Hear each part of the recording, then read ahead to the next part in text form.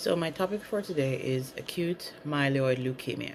Leukemia is a cancer that starts in cells that would normally develop into different types of blood cells. This type of cancer is characterized by uncontrolled growth, or what they call in the medical term hyperplasia of the bone marrow and spleen. This type of cancer begins in the bone marrow, which is the softer part of the bone, the kind of spongy bone, and this is where new red blood cells are made. Now, what causes acute myeloid leukemia could be based on different types of risk factors such as smoking, old age, being male, certain chemical exposures such as radiation, having certain blood disorders such as polycythemia, thrombocytopenia, and the list goes on. The signs and symptoms of acute myeloid leukemia, as in any cancer, would be weight loss, fatigue, fever, night sweats, loss of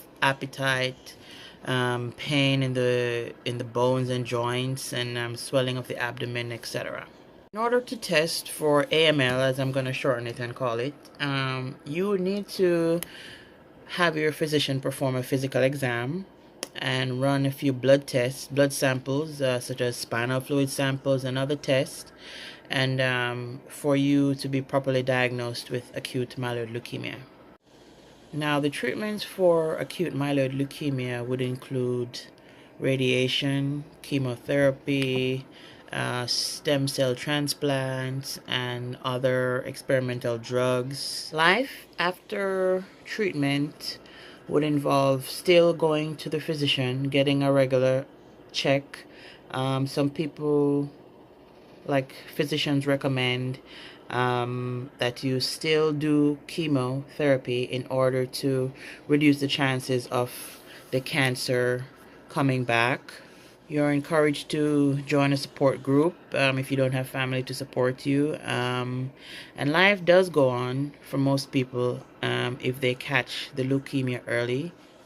Even at this critical time, after you have gotten chemotherapy and you have taken care of the leukemia, you still need to have a strong support system.